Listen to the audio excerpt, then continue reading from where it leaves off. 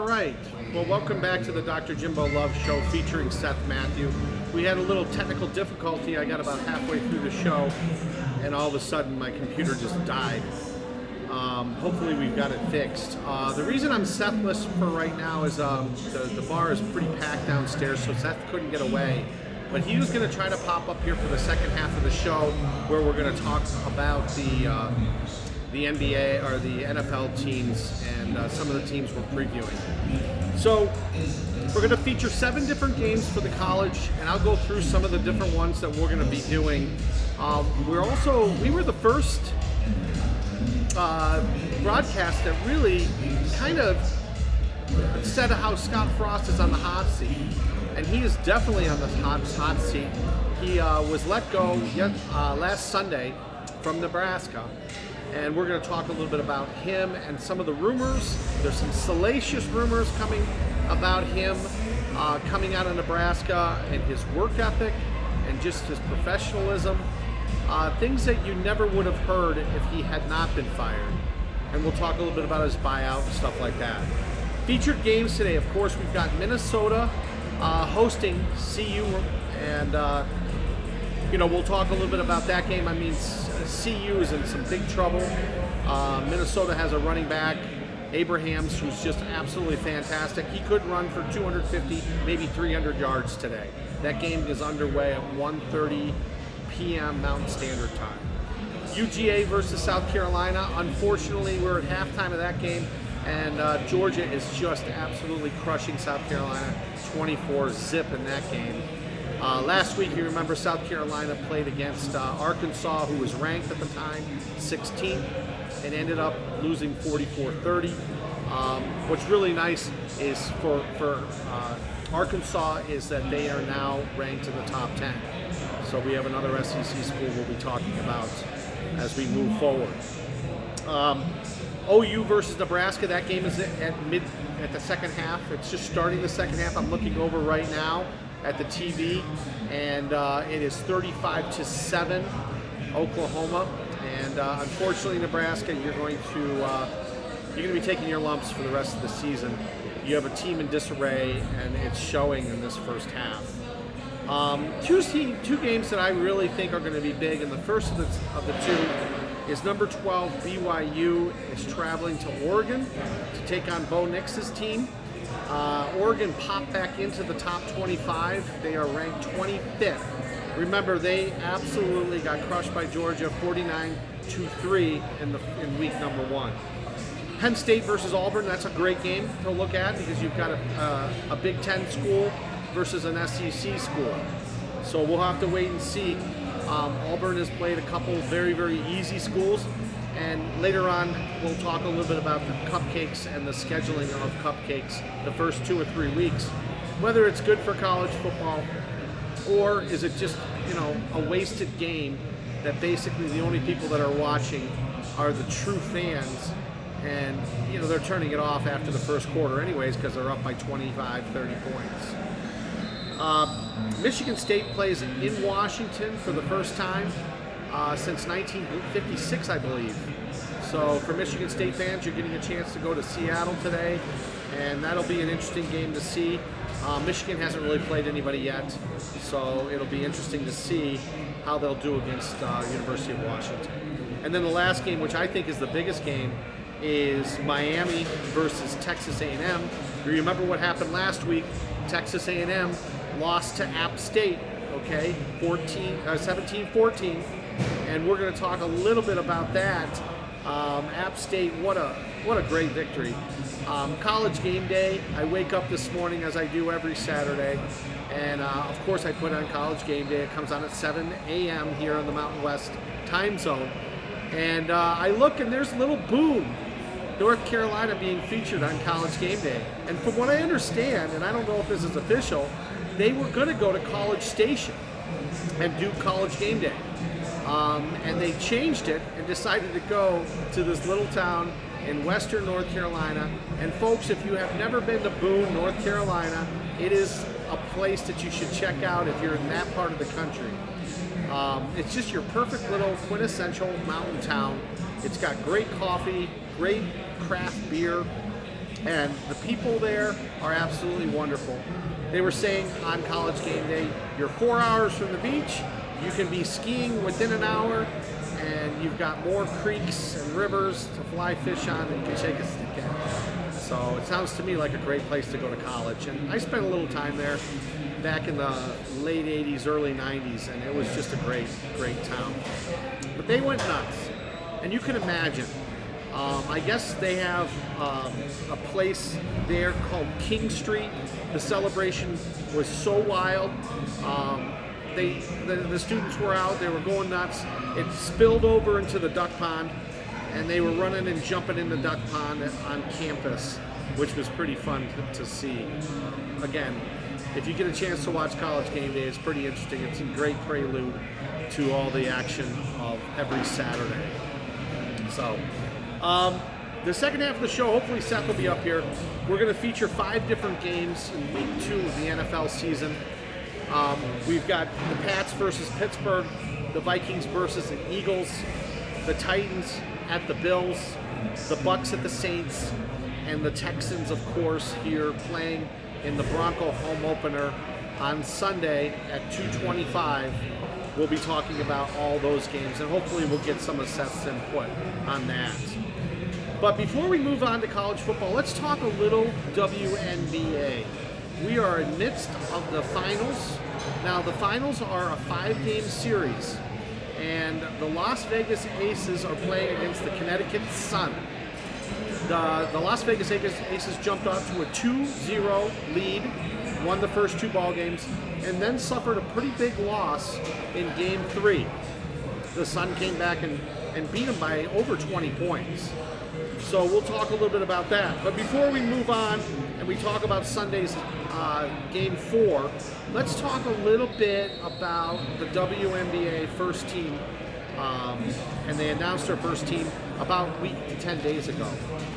First off was Aya Wilson, who is played at University of South Carolina. It's either Aja or Aya. It's A''J''A. So if I butchered your name, I'm so sorry. But she ended up getting the MVP award and also the Outstanding Defensive Player award. So way to go. Dawn Staley, good product out of the University of South Carolina, won a national championship with them, and is now doing extremely well in the WNBA. Breanna Stewart out of Seattle, it was the second pick and also a unanimous first team pick in the WNBA. And then followed up by my favorite player, Kelsey Plum, otherwise known as Plum Dog. And we talked about her a little bit last week and 2 weeks ago. She is like the little ever-ready bunny.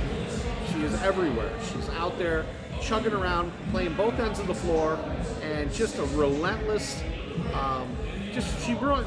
she moves so fast and so quickly.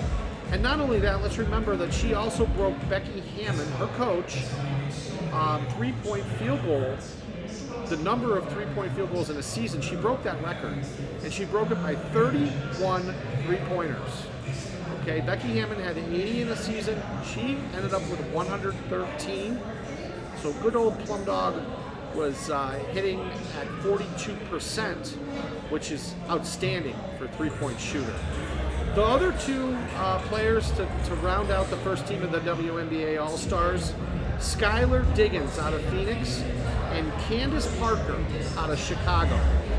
And you guys, a lot of you guys remember Candace Parker. She played for the University of Tennessee. She was touted out of high school to be all-world. And you know what? She's really, really done well and is just, again, a veteran who's a first-teamer and definitely will be first ballot WNBA Hall of Fame. So, way to go. All right, before we get into college football, let's talk a little bit about Scott Frost, okay? Now, we called it here. We said we didn't know whether or not Scott Frost was going to make it to October 1st. And why October 1st was so consequential to Scott Frost was because his buyout went from 17 to 18 million or whatever it was. It was dropped by $10 million down to $8 million if Nebraska had held on to him for another 2 weeks. Well, guess what, folks? Nebraska was so done with Scott Frost, their golden boy, that they got rid of him before that buyout reduction. Okay? So, he's gone. Now, according to some sources out there, and we don't take these sources lightly, I want to make sure we're not talking to people that are just trying to pile on, but Heard It Sports, Mike Severe, reports that there are some very bad things and just some negligence of duty that Scott Frost, just some of the rumors that are coming out of Nebraska. One was that he does not come to practice on time any day of the week. He's always late. Now, if you expect your players to be on time, and that's a big thing, in college, especially college athletics, being on time and being early is really being on time. And when your head guy, your mentor, the person that you're looking up to is not showing up to practice on time, consistently that reflects badly on him. He also was not making recruiting calls, according to Severe, and the program was a total mess, as described by the assistant coaches. The assistant coaches were going to the AD, the athletic director, and saying, look, this guy is not putting in the time, he is not calling our recruits, he's not showing up, and he's showing up late for our team meetings. What the heck's going on? What are we supposed to do? And basically, the overall theme, according to Spear, was there was just a lack to attention of detail. Now, you hear coaches talk about that all the time. Attention to detail, okay? And without the attention to detail, penalties occur, okay? Things get not taken care of. And maybe this was what was happening at Nebraska. We bring up the fact that Dylan Raiola, who is one of their top recruits, they wanted to bring him in. They brought him in for a visit. And the culture, they use this word culture way too much, but the culture was so negative, they even offered this kid's father an assistant coaching job, and he still soured on Nebraska. So it was been father and son getting together and saying, you know what, we're not going to this program. I'm not coming as an assistant coach being your dad, because we don't know if this coach is even going to be around. And if you're stuck here, you're just going to end up transferring anyways. So, unfortunately, and I call Scott Frost the golden boy, and mainly because the history of Scott Frost, he grew up, he's right around, in a town right around Lincoln, if not Lincoln itself. He went to Nebraska. He never, ever even thought of going to another school. When he was at Nebraska, they won a national championship. And, you know, he was a Heisman Trophy candidate. Also, you guys remember, back in 2017, not too long ago, he took University of Central Florida, and he went 13-0. So he was really, really a sought-after coach. And he went back to his alma mater, thought he could turn around the program, and unfortunately laid a big egg. Now, there's some other statistics here about Scott Frost. And he was 5-22 on any game that he coached that was a one-score difference. 5-22, folks. Okay? That is pathetic. And you're talking, what is that winning percentage? It's right around 20%, maybe 21%. You cannot be a major college coach, especially coaching in one of the power conferences, and have a record that is such. His overall record was absolutely horrible. It was under 500 in his 5 seasons at Nebraska. And I'm not going to pile on with Scott Frost, because I think Scott Frost has a big future ahead of him. Maybe not as a head coach, maybe as an offensive coordinator, maybe a defensive coordinator, a special teams coordinator, or something like that. Maybe in the NFL and maybe in some other smaller college programs. But if these rumors are true and he's lazy and he doesn't take care of details and he's late, who would really want him as their coach? Not a major college program. So we'll see where he ends up. We'll be following him the rest of the year. We want to wish you, Scott, lots of luck, and Nebraska fans, hang in there. All right, let's talk a little bit of top 25, okay? Let's just highlight what happened last week, because last week we had some major upsets. All right, remember we had Alabama and Texas, 20-19. Okay, Texas just about pulled off one of the biggest upsets of the season, and Alabama, leaves Austin, beat up and limping, and ends up pulling out a 1-point victory with a last-minute field goal. Texas A&M was number 6, lost to App State. We've talked about that. Number 8, Notre Dame. Okay, they're 0-2, folks. Hey, when was the last time a Notre Dame team who was ranked 5th preseason, okay, a top 10 Notre Dame team starts off 0-2? I'll tell you what, folks, I'm not going to even go and look at the statistics, but I'm going to tell you it's been a long time, a real long time. And the people in South Bend are nervous, okay? They dropped out of the top 25. Seth thought that they would drop to like 23, 24, 25 because they're Notre Dame. Well, guess what? They dropped out of the top 25. You had Baylor, who lost to BYU in double overtime last week. Baylor was ranked 9th last week. Okay, we'll find out what happens to them and where they go to this week. Pittsburgh lost to Tennessee. That wasn't such an upset, but Pittsburgh was number 17 and Tennessee was 24.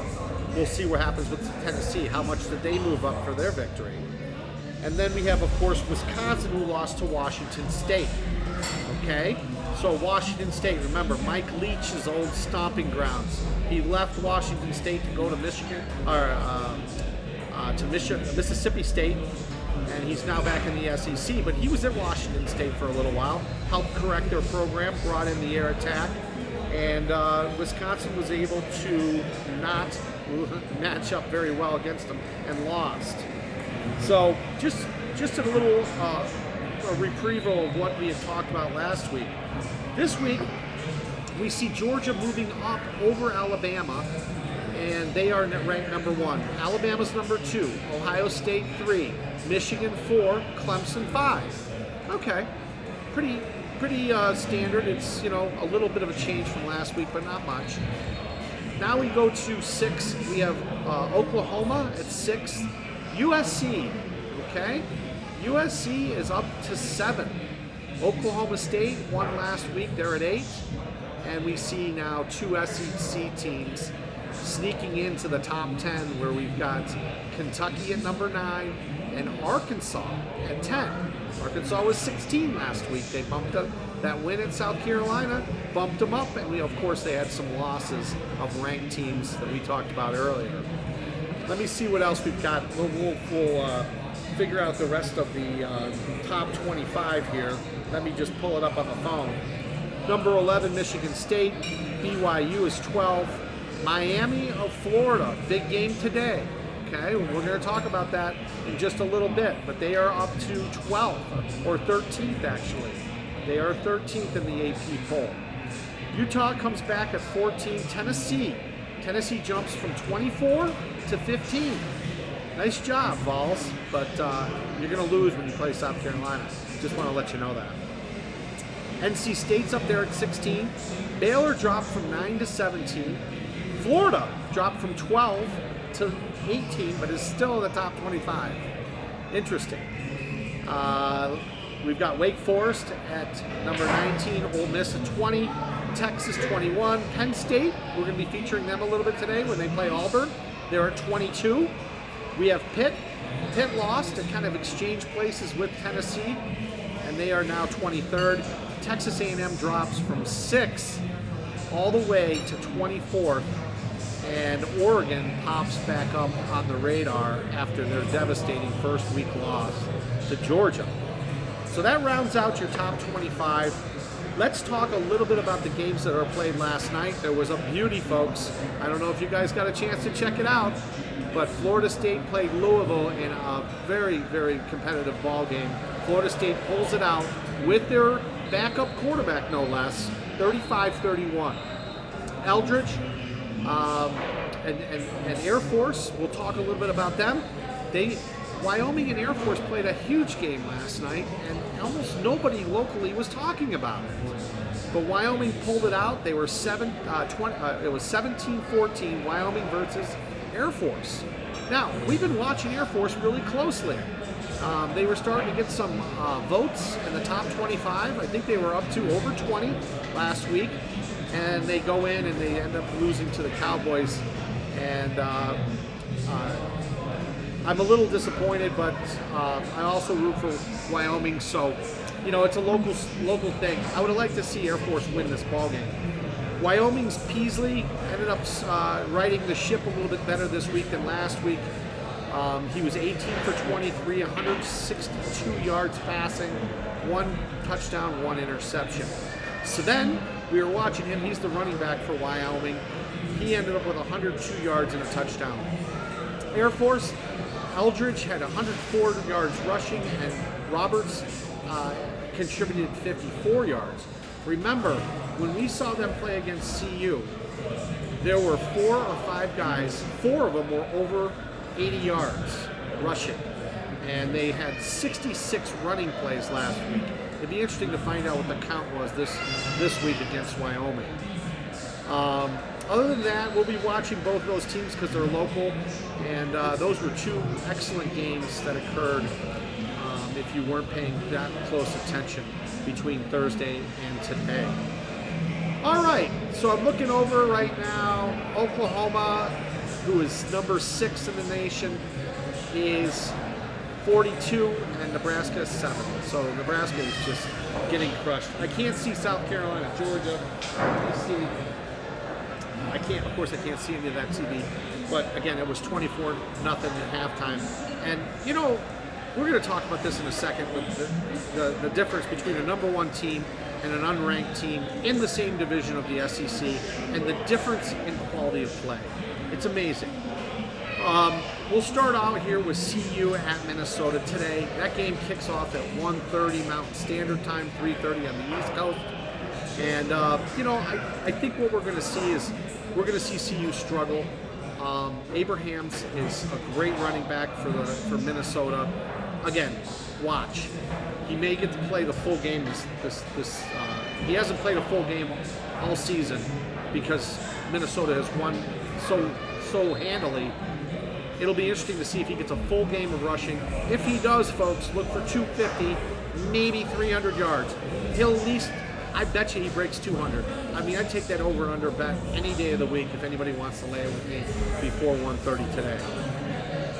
University of South Carolina versus Georgia in Columbia, our second featured game. It was neat. They had Shane Beamer mic'd up during College Game Day, and they asked him what the keys to the game were. And even Beamer, you can kind of tell before the game, he knew that the line of scrimmage will be won by UGA. They talked to him a little bit about special teams. He was a special teams coordinator for Georgia under Kirby Smart for a number of seasons. I believe it was 2 different seasons. And they were talking, well, can you win the special teams game? And, Beamer was like, well, we're going to be out there competing. And, he didn't definitely come out and say, well, we're going to be a better special teams unit. Well, I'll tell you what, the special teams unit is getting a lot of work in the first half because South Carolina has basically punted every single possession. Again, it's 24-0 at halftime UGA. It's interesting, they do this thing called the ESPN Match Predictor. And I'll be talking about this and referencing this with the following games. But 91.2% picked UGA, 8.8% said that South Carolina had a chance to win. They talk about an anatomy of an upset. The line of scrimmage, again, South Carolina got pushed around a lot by Arkansas. It's only going to get worse in the second half with Georgia. And unfortunately, we're not going to see, a repeat of like 4 or 5 years ago where University of South Carolina knocked off Georgia. OU versus Nebraska, not going to go and spend a whole lot of time on this game, mainly because, you basically already know that it's over. It's 42-7. Oklahoma. Seth is going to cover a little bit more on Oklahoma, and he'll be talking a little bit about that. Maybe we'll get him to talk when he comes up here for the second part of the show. But the ESPN match predictor, 75.3%. Pick OU, 24.7%. Pick Nebraska. Although, on College Game Day today, you had the guest picker, okay? He picked Nebraska, and Luke Combs was his name. He is an alum of App State, as well as Eric Church, two people that, if you're into country music, you know very well. But anyway, Luke Combs picked Nebraska, and Herbie picked Nebraska as an upset. Now, I always pay attention when Kurt Herbstreit makes a pick, especially something when he goes out on a limb. And unfortunately, he was dead wrong. So Lee Corso last week, made a pick, and his pick was the only pick that went in. He picked BYU, and BYU ended up winning against Baylor in that double overtime victory. OU is a plus 11, and the over-under is 65.5 points. I'll tell you what, the over and under, I don't think we're going to have a problem with it. We're already at 56 points, and there is 8:59 left in the third quarter. All right, let's talk about our fourth featured game. Number 12, BYU, at number 25, Oregon. Okay, Lee Corso's picking BYU again, folks. It is a 3.5-point favorite. Oregon is favored now. They are playing in Oregon. And really, when it comes down to this game, it's the Bo Nix factor. We watched Bo Nix and Auburn, and Auburn basically lived and died by how well Bo Nix played. I think you're going to see the same thing with Oregon. If Bo Nix can come out and play way above his head and play really up to the ability that he's got, because he is a top flight quarterback, you may see a chance for BYU to, beat Oregon handily. If Bo Nix comes out and lays an egg, then you've got Oregon who's going to jump all over them. And remember, Oregon's hungry. They're chomping at the bit. They got embarrassed against Georgia. So they're going to be playing with a chip on their shoulder, and they just got back in the top 25. So remember, Oregon used to always be the shoe-in team from the Pac-12. This year they're picking Utah, even though Utah lost that first game down to University of Florida.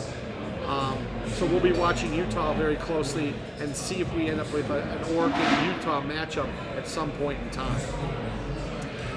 It's a big game for BYU because if they win, they go to Wyoming next week, which they'll probably beat pretty handily. They play Utah State, but then we got a game that could be a huge matchup where we have BYU matching up against Notre Dame. And not to be eclipsed, Arkansas also will be playing against BYU in the middle of October. So BYU has a chance. They have a path to the college football playoff if they can win out. Now, granted, everybody says that, but we're looking here. Who are their toughest teams? Well, Arkansas, I think, is better than Notre Dame. But you never know what BYU can do. So we'll be watching BYU, and this game is what I said, probably the second biggest game on the college football slate today. Bear, on College Game Day, as a super dog, Bear picked Oregon, He seems to think Oregon's going to win, and so does Vegas. Oregon can win if their defense plays well, and again, that falls into the whole thing with Bo Nix, Bo Nix needs to do his part on offense, but if Oregon's defense can step up, then it's going to make it that much easier for them to knock off a tough BYU and a higher favored team. I mean, they're basically a 12th right now in the top 25. Again, Vegas sees it differently. They see Oregon being the home team with a 3.5-point advantage, as I said earlier. All right, let's go on to the next team. Let's see what we got here. Penn State, Auburn. Number 22 Penn State is going to go and play at Auburn. Now, one of the things we were going to talk about is the cupcake teams, and does it affect the actual higher ranked team? In this case, Auburn. Auburn played Mercer and San Jose State so far. Okay? They killed them. They killed both teams. Now, is that a good indication? Do we have any idea what Auburn's going to be like this year? We really don't, because they haven't played anybody. Now, will these cupcakes hurt them? Or will they come out, rested and no injuries and be able to play against a hard Penn State? Now, Penn State hasn't really had anybody that good, okay? Penn State played Purdue. Now, granted, that is a fellow, Pac-12 team, but no one's writing home about the Purdue football program. So, you've got the quarterback for Penn State, Sean Clifford. He's returning.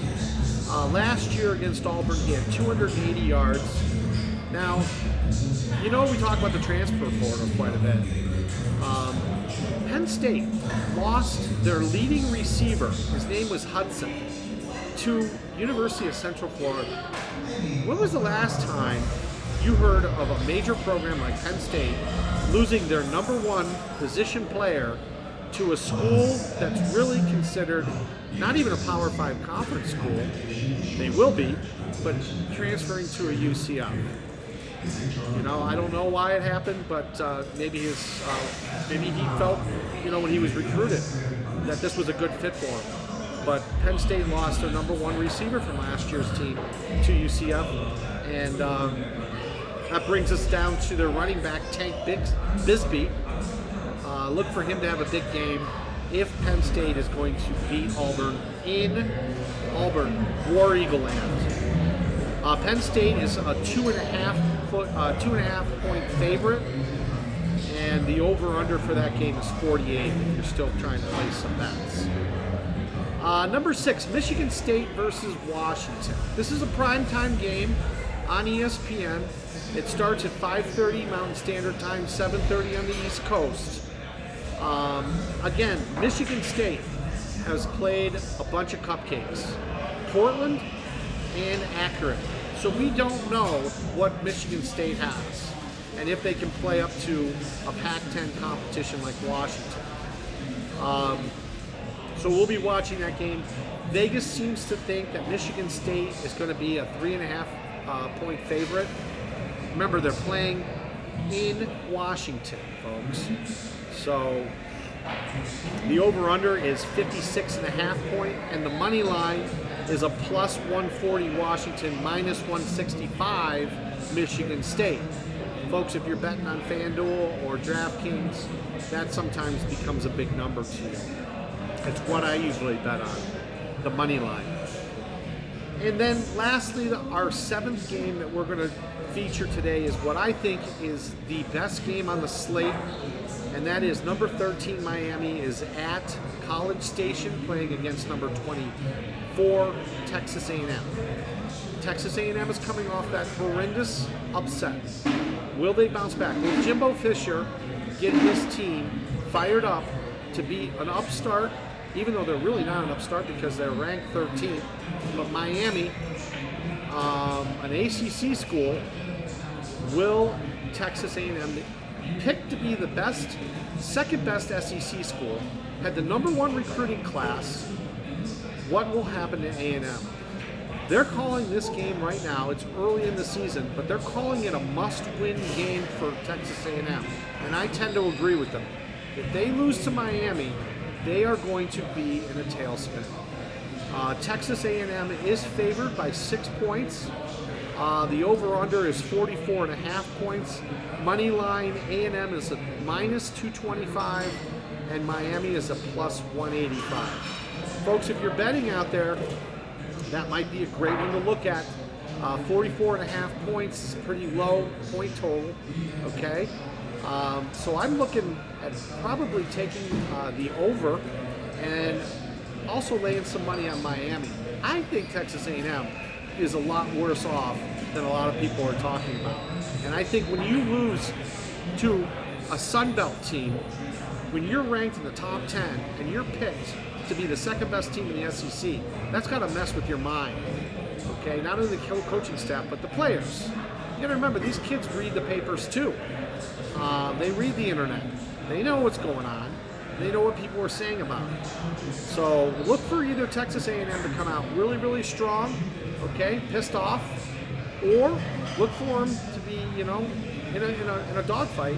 And if they end up losing, you know what? It may be time to stick a fork into Texas A&M and start looking at Arkansas being the second best SEC's team, or Kentucky. Kentucky's in the other division in the East. But in the West, you're going to have to start saying there's a changing in the guards, and Arkansas is going to be your second best team. Now, Alabama's still heads and shoulders above everybody else, even though they almost lost last week to Texas. It'll be interesting to see what Alabama does when they come out and play today. So, all right. Let's see what's going on downstairs, if Seth's going to make it up here. And it looks like it's pretty busy down there, so Seth is pouring a drink right now. Looks like one of his typical pours in his Vegas bomb shot. I think it's a Vegas bomb. Are you coming up? Okay, he's going to try. Well, I'll tell you what. Let's just start a little bit on the NFL, and we'll talk more about the betting, okay? Because, see, it's week number 2 right now, and it's so hard to look at trends and try to figure out which team's better than which team based on one single game, which was last week. So I tend to look and see what Vegas is saying. And Vegas, I'll tell you, those handicappers in Vegas are amazing, okay? Granted, now you guys that think you guys can get rich, betting college sports, remember that the best gurus, okay, the best handicappers out there are only between 59 and 62% correct each week, all right? So when you're betting sports, I've taken a beating this year, folks. I've placed 8 bets and I've lost 7, okay? Now some of them have been parlays, but they have not been really far-reaching parlays, okay? I've picked a lot of the favored people, but there's been so many upsets that even those parlays aren't working out for me. So I may be taking a little break, but I still like that Miami game, the Miami A&M game. Folks, if you're out there and you're thinking about betting a game, that might be one to look at and look closely at, because I think A&M's circling the drain more than, and I can't tell you why I feel like that. I have a funny feeling, just based upon some of the stuff coming out of A&M and some of our sources here at the Dr. Jimbo Love Show featuring Seth Man.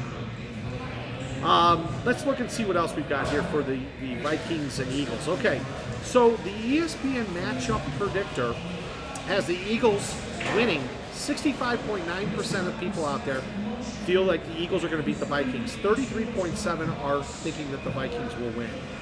Cousins last week was 23 for 32, 277 yards, 2 touchdowns, no interceptions. Not bad. Okay, remember, he can sometimes be a mundane quarterback, but also he gets the job done. And let's see, he's going to have a good game in order to beat the Eagles. Remember, they're playing in Philadelphia. Hurts, the quarterback for the Eagles, was 18 for 32, 243 yards, 0 touchdowns last week. And again, you can always look at the receivers. Jefferson had 9 catches for Minnesota, 84 yards with 2 touchdowns. He's always a tough person to stop. Will the Eagles be able to contain him today? If he has 10, 12, 13, 14 catches, that looks really good for Minnesota. A.J. Brown had 10 catches for 155 yards for the Eagles, 0 touchdowns. Jefferson had 2 touchdowns, okay, for Minnesota last week. So, let's wait and see what happens. Again, like I said, it's still early on. Seth seems to think that Vegas is wrong, and he feels really strongly that the Vikings turned the corner last week, beating Green Bay. And I'll tell you, that was a great opening victory for the Vikings. The standard in the AFC North, or the NFC North, has been, what are the Packers doing? How are the Packers playing? And if Minnesota comes out and beats them basically by 2 touchdowns, maybe Minnesota's the team that's going to come out of the NFC North. we'll be watching this game really closely. Next up, of course, is the Patriots versus my Steelers. Patriots come into former Heinz Field. I guess they've changed the name. I'm going to refer to it as Heinz Field forever. But we've got 0-1 Patriots versus the 1-0 Steelers. You know, this game is all about the injury. And unfortunately, TJ Watt tore a pectoral muscle, and they're saying he could be out for 4 to 6 weeks. At least he's not out for the entire season. And one thing positive is J.J. Watt, his brother, had the exact injury in 2019 and came back and was able to play in the final games and in the playoff games for the Houston Texans. So, you know, TJ has an excellent mentor in his brother to ask him, hey, what worked? How did you rehab yours? What exercises did you use? And, you know, what can I do to get back and be ready to play again for the Steelers? The Steelers also had an injury with Najee Harris. He's got an injury on the top of his toe. And what it is it's one of these nagging injuries that basically if you get stepped on, okay, it's instant pain. And they showed where the actual injury is, and it's back behind the toe and the toe knuckles. And it's right there in, you know, a very, very vulnerable spot. So it's a kind of injury that will nag and stay with you for the rest of the season. And we're going to have to watch and see on a game-to-game basis, will Harris be able to play? And not only that, but, you know, for a running back of his caliber, somebody who needs that explosiveness, especially getting open on, you know, in the flat for a pass, that kind of injury can really be a problem. It can cause you to lose a quarter to a half step. And really, when you're playing against NFL defenders, you know, you give someone a quarter to half a step, and they own you. So be watching closely for that. The Patriots always have the Steelers' number. Again, we're seeing a big discussion of whether or not Tom Brady or Bill Belichick who was responsible for the Patriots' success. And after the first game, you know, Belichick lost.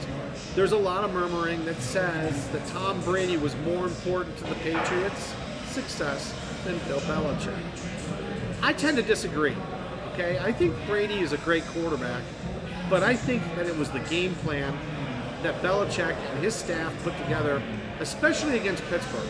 They own the Steelers.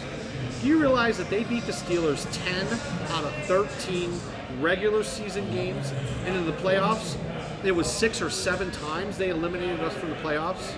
It was so frustrating. I couldn't even stand it when I saw that we were matched up against the Patriots in the playoffs. Because even if we were favored, we still got beat. I think Ben beat Tom Brady 3 times in his total 17-year career, okay, in the playoffs. So anyways, well, ESPN and our match projector have the Pats at 47% chance and the Steelers at a 52% chance of winning.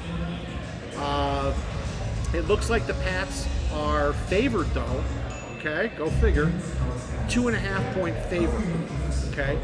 So last week Trubisky had a pretty mundane, big win though, but a pretty mundane stat line. He was 21 for 38, 194 yards with 1 touchdown. That's, to me, not hugely impressive. Harris had less than 6 carries from line of scrimmage, so they never established a run game. Matter of fact, one of their wide receivers led the team in rushing with 6 rushes. And then our wide receiver, Fairmouth, was 5 catches for 75 yards. Again, nothing major, no touchdowns there. Mac Jones for the Patriots was 21 for 30, 213 yards, not much better, 0 touchdowns. So we have 2 very, very similar quarterbacks in ability here facing off against each other. Again, the money line has the Patriots at -135, Pittsburgh at +115. The game is in Pittsburgh, so, and it's a 2.5 game, you know, it's 2.5 point difference. Over-under is 40.5. I'll tell you the truth. The best bet on this game, I think, is your over-under. I really do think that with both these teams, they're going to be throwing the ball down the field. I don't see Pittsburgh being able to run Najee as much. I think that 40.5 is in jeopardy, and I would take the over. Matter of fact, when I bet this game, that's probably what I'll do. All right, let's see what else we've got here. We got the Buffalo Bills versus the Titans in Buffalo. Okay, the Titans are 0-1, and the Bills are 1-0. Let's see what ESPN is saying. And it looks like the Bills, I'm telling you guys, the Bills may be the team to beat in the AFC. They look so good in their Thursday night opener. Not to mention now they have the extra days of prep to get ready for the Titans. And the Titans got kind of surprised last week and ended up coming up with a loss. Now, will the Titans come out really strong and play hard? Well, they're going to be in Buffalo. And the Bills Mafia is there in force. And one thing about Western New York, and I grew up in upstate New York, central part, is Buffalo Bill fans are for real. They are as active and as loyal as any Steeler fans are. And you know, Steelers usually are kind of the match point or the comparison of teams that travel well. Well, Buffalo travels extremely well too. You go to any city in the United States and you'll find a Buffalo Bills bar. So let's see how the Bills do today. This will be a really good game. And are the Bills for real or not? They'll be playing against Tennessee, who is for real, okay? Who's coming off that loss last week, and probably mad as hell. So Buffalo better be ready. The Bills are favored by 10 points. Folks, another game to bet. You talk about a game to bet. This right here, it's going to be tough for Buffalo to cover this. Okay? The Titans are for real this year. I'll tell you what, I'd take that bet too. I would take the Titans, and they are going to cover 10 points. The over-under for this game is 47.5. Again, I would say that that's a little low. I think we're going to see a lot of scoring, especially from Buffalo, and the Titans are going to have to stay with them in order to keep this game close. So that's a 47.5 over-under, and I'll take that bet. I'll take the over on that one all day long. Bucks versus Saints. Again, both teams are undefeated. The ESPN predictor have the Bucks at 68%, the Saints at 31%. Brady versus Winston. Brady last week had just one of his typical days, 18 for 27, 212 yards. No touchdowns. Oh no, one touchdown, one interception. Okay, pretty typical for a 45-year-old quarterback out of Michigan and formerly of the Patriots. Tom Brady, the GOAT. Winston, he was 23 of 34, 269 yards, 2 touchdowns, but no interceptions. Good job, Jameis. You know, throwing interceptions was a problem for him early in his career. So, you know, good start for him. Tampa Bay Buccaneers are a 2.5-point favorite. The over-under is 44 points. And the money line has the Bucks at minus 140 and the Saints at plus 118. I would tend to take the money line on this one. You know, the minus 140, maybe put it in a parlay. You don't want to just do one pick, you know, here, because you're not going to win any money with the minus 40. But maybe put it in one of your parlays and do the money line of the Bucks just winning outright. Or I mean, the Bucks just winning outright with Tom Brady. It's hard to bet against Tom Brady. And then lastly, we want to talk a little bit about the Tennessee Titans versus Denver Broncos. And with the Tennessee Titans, you know, everybody's picking the Broncos to win. The ESPN predictor has 75.1 of people picking the Broncos, 24.7 picking the Texans. Now, last week with the Broncos and Seattle, 7 out of 8 of these same analysts picked the Broncos to beat Seattle. Now, granted, it was a 1-point ball game, and Broncos had plenty of opportunity to win. But these people don't always know, especially early on in the NFL. So just remember, Denver is playing their first home game, The crowd will be absolutely on fire. This ticket, has been going for way above market price for months now because everybody wants to come down and see how good Russell Wilson's going to do, playing in his first home game for the Denver Broncos. The Broncos are a 10-point favorite. The over and under is 45 points. Tell you what, that 45 points, to be honest with you, I look at it and I think that, that is an achievable amount. I really do. I think that both these teams are going to score more than a combined number of points of 45. I would take the over in this game. The money line has Houston at plus 360 and Denver at minus 480. So that's pretty significant for a 2-point a line in a game. Or no, it's a 10-point line. So maybe that's a little bit more appropriate for the money line. But I'm telling you, folks, this time of year, Vegas knows so much more than what we do. Okay?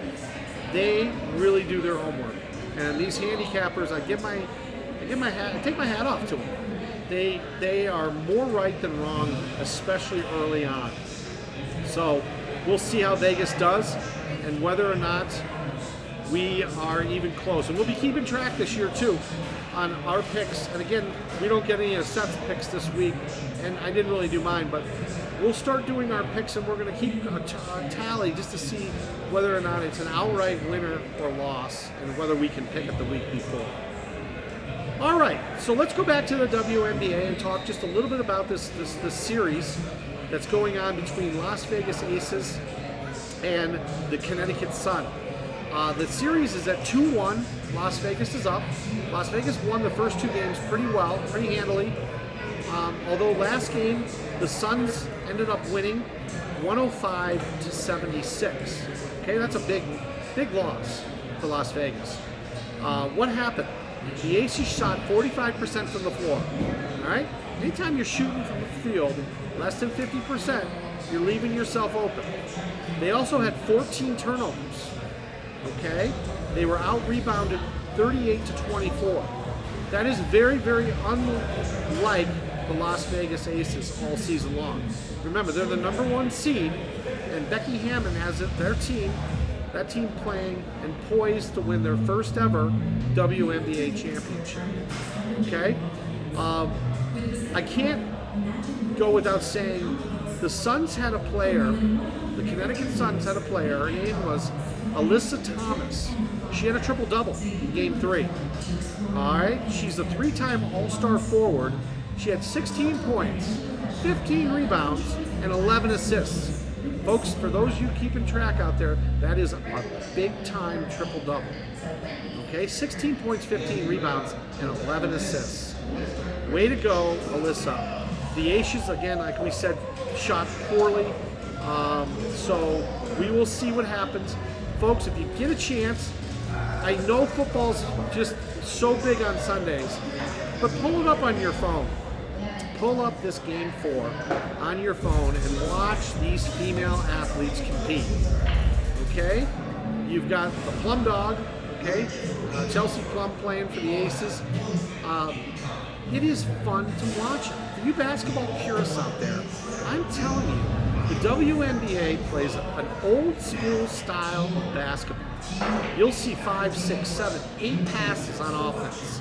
Okay, you'll see defenses that pick up in box and ones, triangle and twos, stuff that you may have played when you were in high school that you don't get a chance to see teams do much anymore. And watch them change up into their presses. Watch how they pick up full court. Watch the transition game. It's run textbook-wise. And these ladies play hard and are fundamentally sound and fun to watch. So put it on. Put it on your phone and just look down and watch it a little bit. And let's see if the Las Vegas Aces can win their first WNBA championship. They need to win 1 out of the next 2 ball games to do so. So we'll be watching close and we'll report back next week a little bit on that. All right, around the world in sports. Again, this is usually something I throw over to Seth because Seth is the general manager here at Brothers Bar and Grill at the shops of Northfield. Folks, that's where we're at right now. We're up in the mezzanine section. Look over my shoulder, over this shoulder, and you can see the Brothers logo here. was established in 1967. The restaurant it wasn't, but that's when the two brothers that owned this place became brothers. I love it. I think that's a great concept. So the younger brother was born in 1967. So Brothers was formed, the Brothers, in 1967. And if you come into the restaurant, you can look at the banners that are up, and it can show you all the different locations across the country. There's 17, 18, 19 different Brothers across the country. And you know, what's kind of nice about this Brothers is it's the second highest volume restaurant of all the Brothers restaurants in the franchise. I think that's wonderful, and that's a tribute to Seth and his staff, and just the overall people from Northfield coming in and watching ball games here. High volume. There's a fight on tonight, folks, so you know you might want to come down here. There's never any cover, which is really nice. You can get down here, and there's so many TVs in this place. There's absolutely no way that you wouldn't be able to see the fight and see it up close. Not to mention all the different college games that are on, and then again on Sunday, every single NFL game. And if you're a WNBA fan, we'll dedicate a TV right by where your table is so you can watch Game 4 of the WNBA Championship. All right. Next week, we're going to talk a little bit about the college football and the cupcake schedules. We're going to watch some of the teams that we highlighted that have had cupcake schedules. Auburn, okay, let's Michigan State. Let's see how they come out of the gates this week, okay? Will they, you know, maybe it'll work in their favor. And then we just have to be used to watching, you know, the Georgias play against they played against Furman, you know, and stuff like that. Maybe we are going to be destined to watching that for the first 2 weeks of college football. I don't know. But we'll talk a little bit more about that next week. We're also going to highlight the top 25 again like we did this week. We'll pick out 5 to 7 games that we'll highlight for college, and the same thing with the pros. We'll also throw in some other stuff with the rugby and the soccer and anything else that we have that's relevant to the world of sports going forward. Again, we were the first broadcast to bring you the hot seat problems and eventual firing of Scott Frost. We called that in our show the day that he was being fired. Now, Seth thought that they would wait. I did too, to October 1st, because October 1st, his buyout went down from $17 million to $8 million. And that's a lot of money for a program. But there must have been something wild going on in Nebraska, and some of those rumors may have been true, that they couldn't even wait 2 more weeks to fire this guy. And especially with the history of Scott Frost being the golden boy for Nebraska football.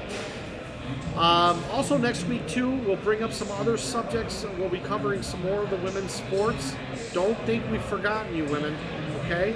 We are going to cover you. We are going to have a segment dedicated to all women athletics, every single show. So for the females out there, continue to watch us. You know, tell your friends about us. You know, there's not many sports shows out there that really want to focus on female athletics. And that's a shame, because you're 50% of the population and you're not being catered to. But here at the Dr. Jimbo Love Show featuring Seth Matthew, you will be. Okay? So women, tell other women and get them to watch the show. Share the show. We want to thank the LinkedIn crowd. My goodness gracious, the LinkedIn crowd had over 1,000 views just this week of our show. And also the other shows are still growing on LinkedIn. Get her. Go to YouTube. Go to our YouTube channel. You can watch any of our past shows. Again, just put in Dr. Jimbo Love Show. Okay? It's featuring Seth Matthew, but just put in the Dr. Jimbo Love Show. Remember that much, and you're going to be able to see our whole library of broadcasts, which is really 85 shows plus at this point in time. I want to talk again about a business as well out of Ithaca, New York. It's Forever Green Farms. Scott Howard, he will help you with any of your evergreen trees. He is digging trees right now, folks. They've gotten some water up in the Northeast, so they're out digging. He said he's already gotten about 4 or 5 truckloads out in his first week of the fall season. If you're looking for evergreen trees, he can ship these trees, and we're talking big trees, okay? 10, 12 footers or small trees. We're talking 35 footers. So 10 to 12 footers up to 35 footers. He can ship them anywhere in the country. So if you're looking to do an outdoor project and you want a good hardy tree that was grown in the Northeast with all the water that they get, okay, every single year, talk to Scott Howard at Forever Green Farms. The phone number he can be reached at is 607-227-3500, 3500. 607-227-3500, Scotty Howard, Forever Green Farms. He will help you out. Not to mention, we are going to be covering some hockey. That is really our bread and butter in the winter season. We kind of stay a little bit away from basketball, only because it gets overcovered. Once it gets closer to the NCAA tournament, we pick up and start covering college basketball.